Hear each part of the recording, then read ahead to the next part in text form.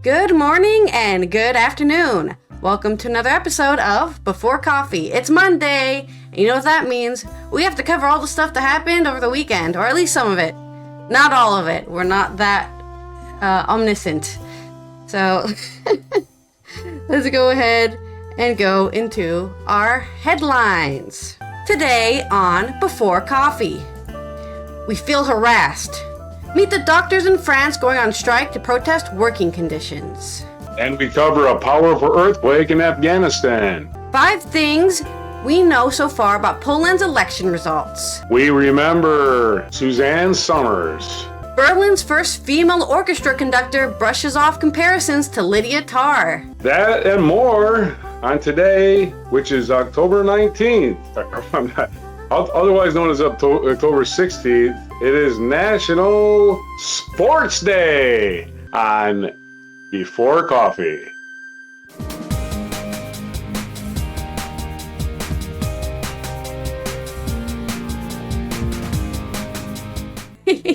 Let's go to our first news story, which is about doctors in France.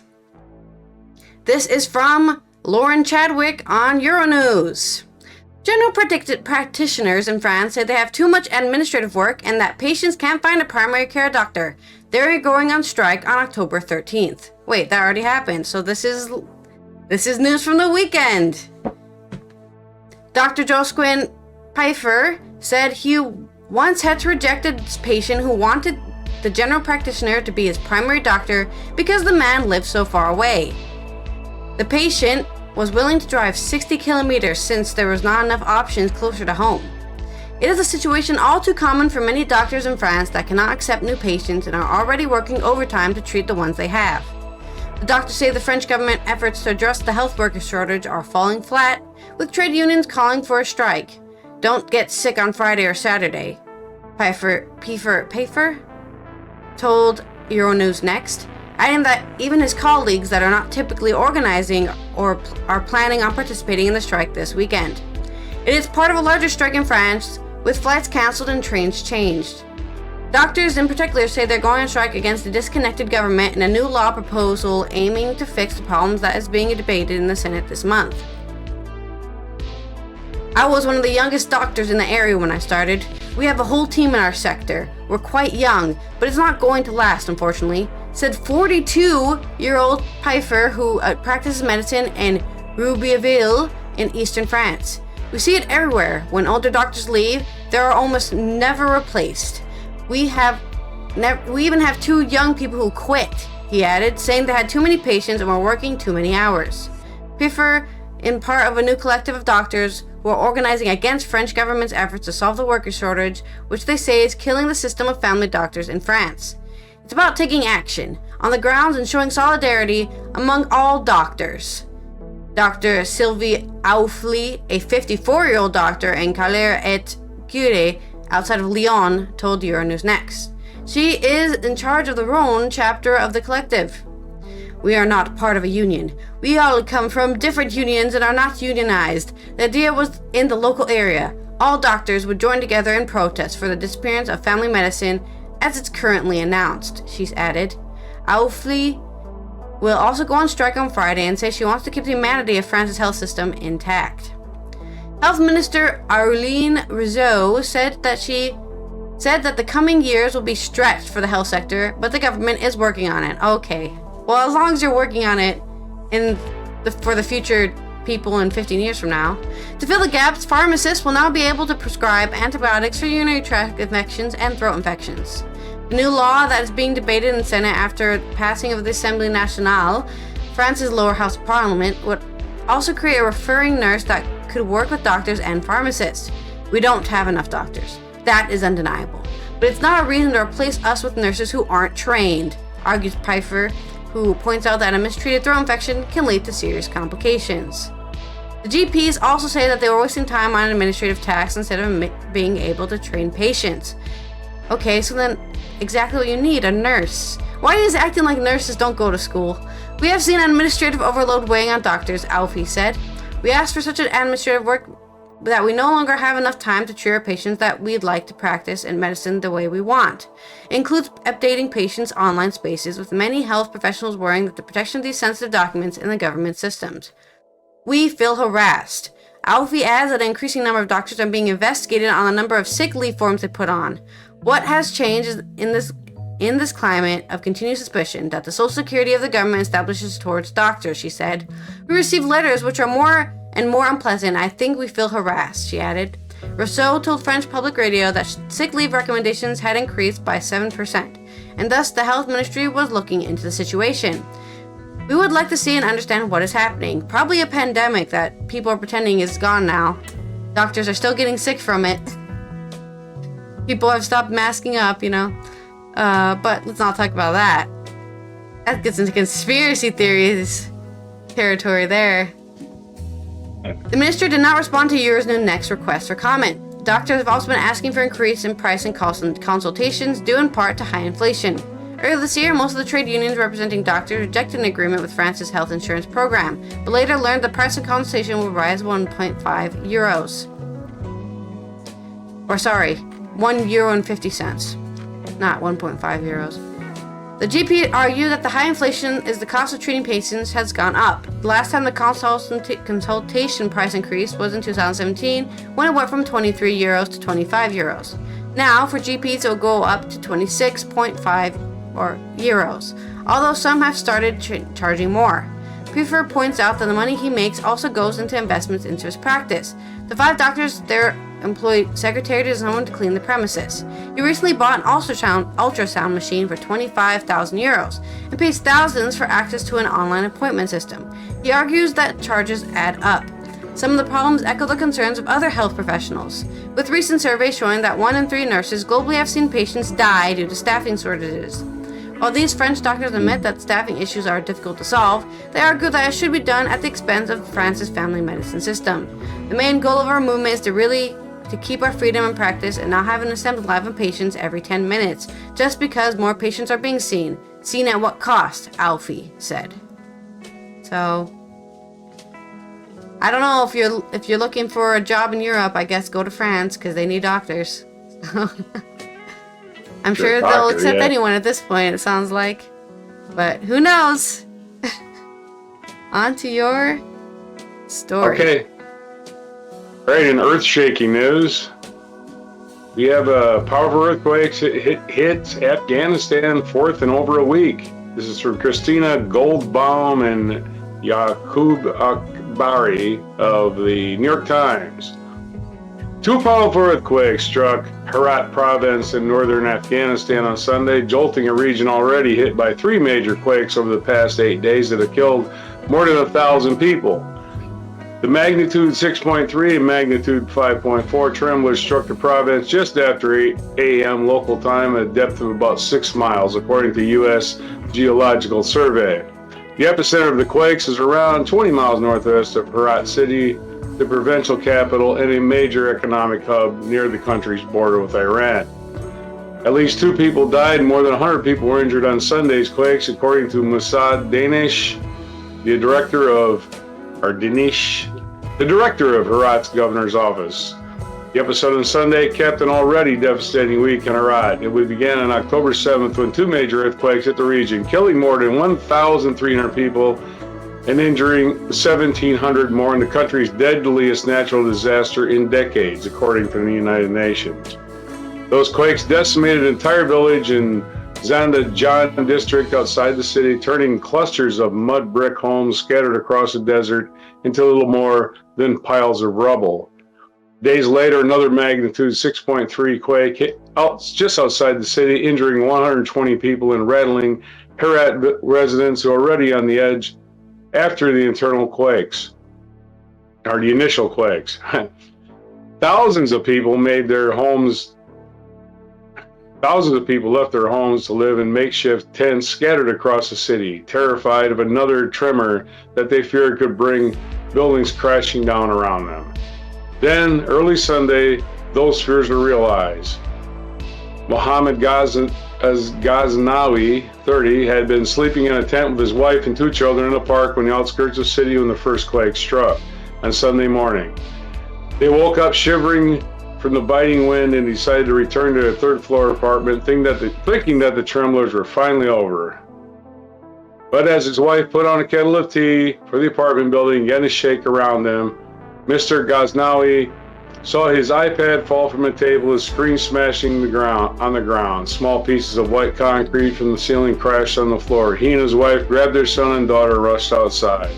When the shaking finally ended, Mr. Ghaznawi decided that he'd had enough. He's planning on taking his family to relatives' home in Ghazni province, around 500 miles from Herat in southeast Afghanistan, on Sunday afternoon until they feel safe to return. I'm full of stress. I just want to leave Herat, said Mr. Ghaznawi, who owns a handicraft shop in the city. Around 20 minutes after the quake struck, ambulance began arriving at Herat's regional public hospital, ferrying injured people from the outskirts of the city. One man was pulled into a stretcher, his head and face coated with blood, according to Nazif Padshah, 27, who was at the hospital when the quake struck. Across the city, fresh cracks snaked up the walls of apartment buildings and people's homes. Photos from residents show toilet paper, boxes of tissues, small containers of hand sanitizer were strewn across the floor of one grocery store next to shattered bottles of ketchup and cooking oil. So here we go. It's more of an individual story about this one person and their struggle with the earthquake. And we hope everybody stays safe in Afghanistan. Your story. Yeah, they've had enough going on, so... Yep. Earthquake is the last thing they needed. In Poland news, that's right. We've been... What? Past couple of weeks we were talking... Oh wait, you want me to roll the Squeal of Fortune? No. No? Okay. No. Because I can, before I start my story. Nope, I got a story. Huh? I got a story. I don't need another story. Okay. We've been talking about Poland's election that was coming up for a couple weeks past, and now the election has actually happened. So we're gonna find out the 5 things we need to know about that result. This is from Euronews with AP. The incumbent right-wing conservative Law and Justice Party might have won the most seats in parliament, but likely doesn't have enough allies to form a government. The opposition looks like it brought home a victory. Exit polls show that Poland's 3 biggest opposition parties have likely won a combined 248 seats in the 460-seat lower house of parliament, the Sejm. The largest of the group is a civic coalition led by Donald Tusk, a former prime minister and European Union president. It won 31.6% of votes, the exit poll said. I haven't been a politician for many years. I'm an athlete. Never in my life have I been so happy and about taking seemingly second place. Poland won. Democracy has won. We have removed them from power, Tusk told in cheering supporters. This result might still be better, but already today we can say this is the end of the bad time. This is the end of law and justice rule, Tusk added. Voters passed judgment on law and justice years in power. In the result predicted by the exit polls holds, the ruling Law and Justice Party won, but also lost. It got more seats than any other party, but fewer than the previous election, and not enough to be able to lead a government that can pass laws in the legislature. The iPlus exit poll suggested that Law and Justice obtained 200 seats. Its potential partner, the far-right Confederation, got 12 seats, showing that party acknowledged was a defeat. During their campaign, many polls described the vote as the most important one since 1989, when a new democracy was born after decades of communism. Turnout then was 63%. Despite the many uncertainties ahead, what appeared certain was that support for the governing party had shrugged since the last election in 2019, when it won nearly 44% of the votes. Its popularity dented by high inflation, allegations of cronyism, bickering with European allies. There is a high level of state ownership in Polish economy, and the governing party has built up a system of patronage, handing out thousands of jobs and contracts to its loyalists. Big change of direction socially, politically, and culturally. Even before the final results have been verified, which will likely happen on Tuesday, it's clear that Poland's voters have decided they want a change of direction for the country, not just politically, but socially and culturally as well.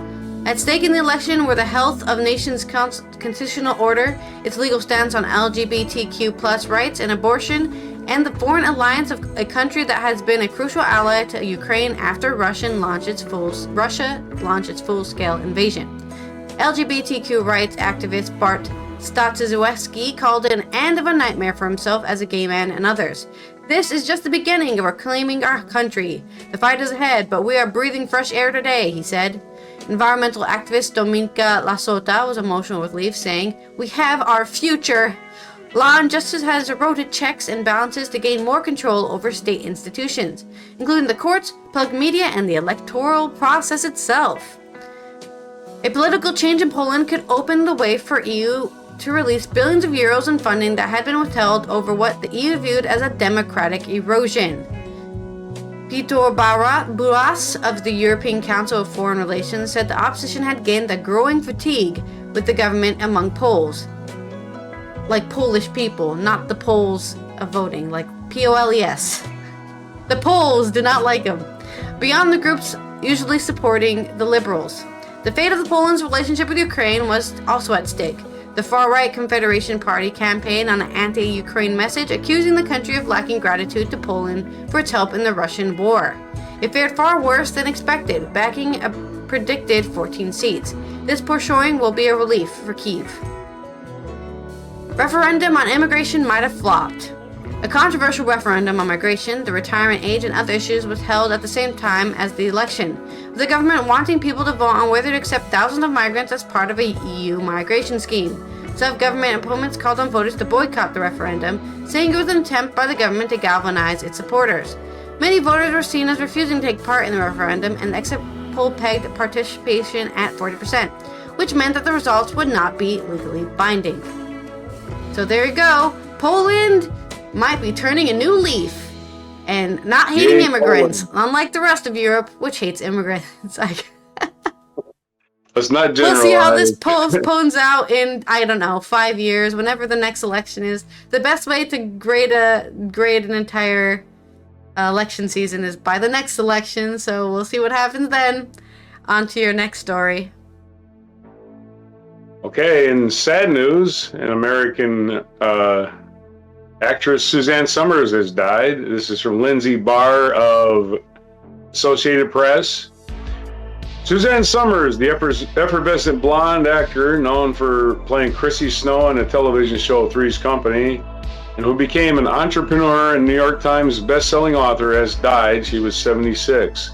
Summers had breast cancer for over 20 years and died Sunday morning, her family said in a statement provided by her longtime publicist Corey Hay. Her husband, Alan Hamill, her son, Bruce, and other immediate family were with her in Palm Springs, California.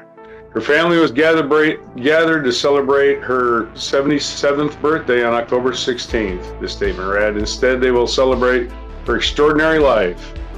We want to thank her millions of fans and followers who loved her dearly. In July, Summers shared on Instagram that her breast cancer had returned. Like any cancer patient, when you get that dread at its back, you get the pit in your stomach. Then I put on my battle gear and went to go to war, she told Entertainment Tonight at the time. This is a familiar battleground for me and I'm very tough.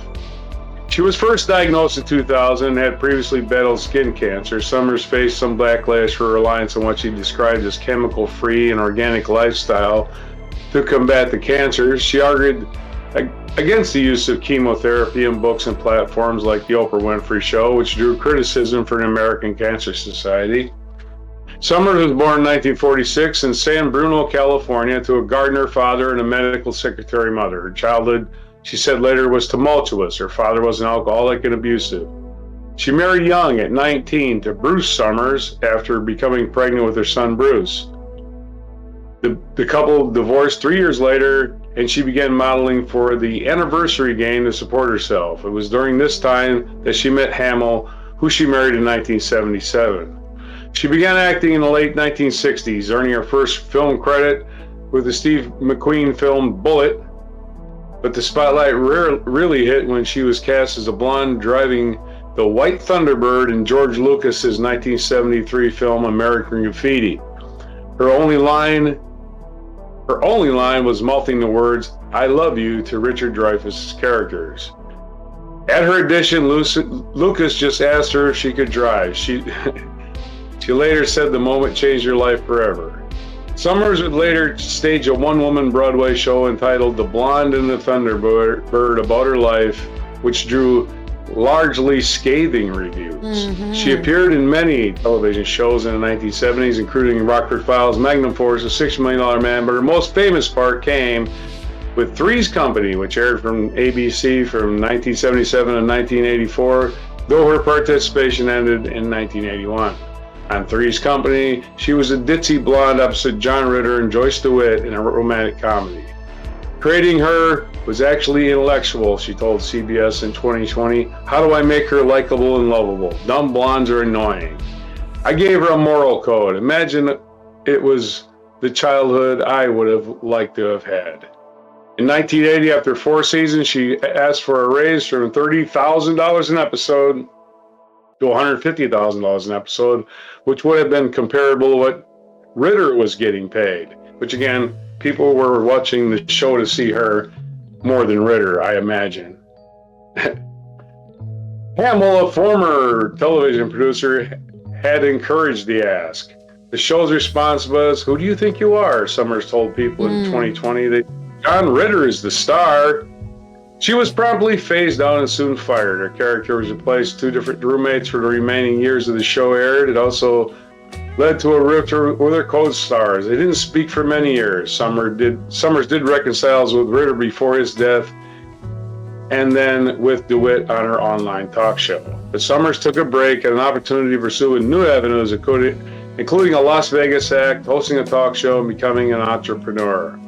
In the 1990s, she also became the spokesman for the Thigh Master. Oh yes, the Thigh Master. The decade also saw her return to network television in the 1990s, most famously on Step by Step, which aired on ABC's youth-targeted TGIF lineup. The network also aired a biopic of her life starring her called Keeping Secrets. Summers was also a prolific author, writing books on aging, menopause, beauty, wellness, sex, and cancer. She was in good spirits and surrounded by family before her death, even giving an interview to People magazine about her birthday plans to be with her nearest and dearest. Hamill, in the People story, said she just returned from the Midwest where she had 6 weeks of intensive physical therapy. Even after our 5 days together, I still marvel at Suzanne's amazing determination and commitment, Hamill said. She told the magazine that she had asked for copious amounts of cake. I really love cake, she said. So happy birthday to Suzanne Summers, who passed away yesterday or over the weekend. Copium amounts of cake. That's a lot of cake. Copious. Okay. In more culture news, Berlin's first female orchestra conductor brushes off comparisons to Lydia Tarr. Lydia Tarr is famously a fake orchestra and not even it's not a biography. People thought it was like a biography about a person who actually existed. She never existed. She was just a character that somebody invented. But there's a real person who has basically maybe been inspired by this character on film. Let me take off my cough drop. This is from Anka and Ulea on Euronews Culture. Joanna Malwitz took up her role as chief conductor of Berlin's Konzerthaus last month. The internet can't stop comparing her to Cate Blanchett's character in the Oscar-nominated film Tar. Of course, I mean, she's blonde. She has the same nose even. Right? They have the same, they have very similar angular faces. It's kind of weird. In case you missed it, last month, Joanna Malwitz became chief conductor and artistic director of Berlin's Konzerthaus Orchestra. The Hildesheim native broke a major glass ceiling, becoming the first woman to conduct one of the 7 large orchestras in the German capital. At 37, she's also the youngest.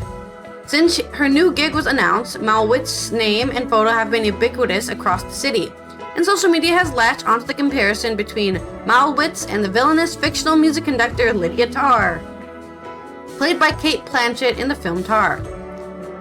I want one of you people who complain about cancel culture to explain why Lydia Tarr is back conducting Mahler in Berlin. I'll wait. The marketing strategy for the new conductor Joanna Malwitz at the Berlin Concert Orchestra is simply just tar. Lydia Tarr was also a chief conductor at a large Berlin orchestra, and Blanchett bears more than a passing resemblance to Malwitz. The Concert House Orchestra was even accused of deliberately leaning into similarities in promotional materials to take advantage of the online buzz.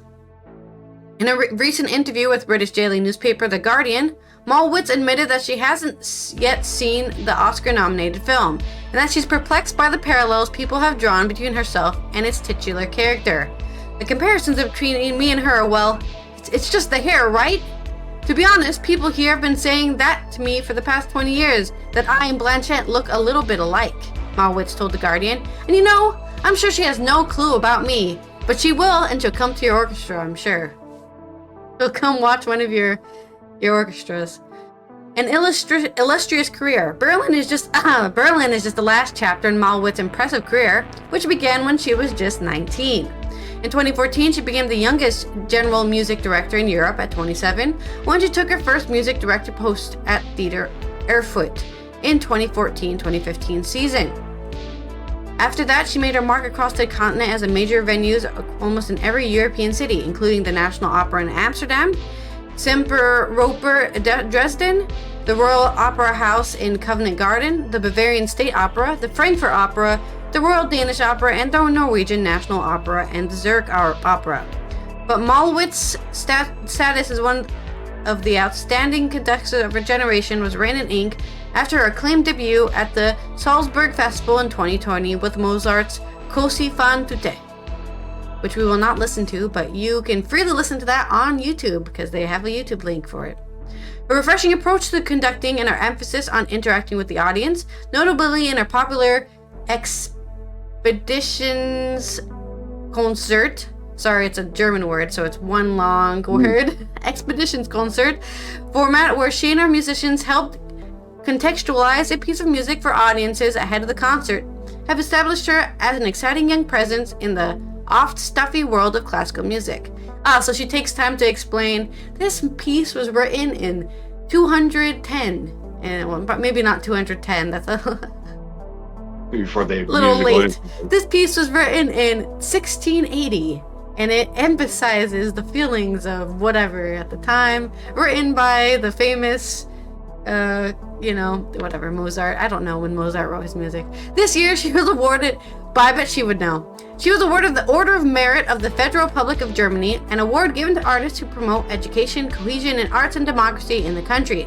On top of her duties as chief conductor at the Concert House, Malwitz will also make her U.S. debut this season at the Boston Symphony Orchestra. So if you're in Boston, go check her out. And if you're in Germany, go check her out too at the Concert House. There you go. A new female orchestrator has hit the big time, the big leagues. I don't know. Conductor. It's Monday. All right, your next story. It's Monday. What can I say? All right, this day in history, 1758, American lexicographer Noah Webster, who was instrumental in giving the American English a dictionary and vitality of its own. And a dictionary writer. He was born on this day, 1758. 1813, Napoleon led his troops against the Allied force in Austrian, Prussian, and Russian, and Swedish troops during the Battle of Leipzig. All right. In 1846, William Thomas Green Morton, who had four names, first demonstrated the use of ether as a general anesthetic before gathering of physicians at Massachusetts General Hospital, and they all fell right on the floor. 1847, English novelist Charlotte Bronte, under the pseudonym Courier Bell, published Jane Eyre, which became a classic noted for giving new truthfulness to the Victorian novel. In 1859, John Brown, a militant abolitionist, made his legendary raid on the U.S. arsenal at Harper's Ferry. In 1869, the Cardiff Giant was discovered in New York State. Originally thought to be a petrified prehistoric man, it was later to be revealed as a hoax. So like a Bigfoot of the 1860s. In 1888, American dramatist Eugene O'Neill, winner for the Nobel Prize for Literature in 1936, was born. In 1916, Margaret Sanger, an activist for women's reproductive rights, opened the first birth control clinic in the United States in Brooklyn, New York. In 1846, 10 of the 12 defendants sentenced to death in the Nuremberg trials, including Joachim von Ribbentrop and Ernest Kaltenbrunner, were executed. In 1964, China, eager to join the nuclear race, successfully detonated its first atomic bomb, and we said, knock that off. 1968, during the award ceremony for the 200-meter race in Mexico City Olympics, American sprinters Tommy Smith and John Carlos gave the Black Power salute, for which they were later ordered to leave the games. In 1978, Karol Józef Wojtyła of Poland was elected Pope. He assumed the name of John Paul II. It was the first non-Italian pontiff in 455 years. Wow. And they've been nominating from all over since then, right? We've got the current Pope. Isn't he from Argentina? Yeah. 2003, Hungarian boxer Laszlo Papp, who was the first three-time Olympic boxing champion, winning gold medals in 48, 52, and 56, died at the age of 77. And our featured event, speaking of people being executed on this day, this is the day Marie Antoinette lost her head. Oh yes, after the French Revolution began, Marie Antoinette, queen consort of Louis XVI, was targeted by agitators who, enraged by her extravagance and attempts to save the monarchy, ultimately guillotined her on this day in 1793, and they celebrated by eating cake. Gunter, she famously said, let him eat cake. Yeah. All right. Feature biography, Gunter Grass, German writer. Gunter Grass, born October 16th, 1927 in Gdansk, Poland. And he died April 13th, 2015 in Lübeck, Germany. Other birthdays, John Mayer, born in 1977. Andrei Chocolatito, Soviet serial killer. Oh, well, who gives a fuck? Angela Lansbury was born in 1925. Angela Lansbury, Murder, She Wrote. Enver Hoxha, Prime Minister of Albania, was born in 1908. And Michael Collins, Irish statesman, was born in 1890. And what day is it? Short but sweet. But October 16th is National Sports Day. We covered that. It's National Liqueur Day. It's National Clean Your Virtual Desktop Day. Your virtual desktop?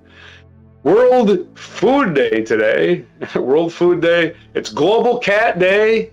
And it's Department Store Day. Also, National Dictionary Day, because we covered that Noah Webster's is his birthday. And it's National Bosses Day. Oh, take your boss to work. I don't know. There's your days. Take your boss to work? Shouldn't he be there too? Wait a minute. No, Take your boss to work. Wait a minute. Where the fuck is he? I'm working and he's not working too? It's not take your boss to work day. It's just National Bosses Day. Okay. But what you said was funny. Take your boss to work. I don't know. What are you supposed to do with National Boss Day? You lick his ass the rest of the week. You know? Okay, well, this has been Allison here from the Netherlands. Looking forward to Good News Tuesday, because I want to hear some good news, and we'll see you then. As Roger, National Cat Day and National Sports Day, so you can combine those two and get your cat involved in some sports. That's the news for the world on October 16th, 2023 edition of Before Coffee.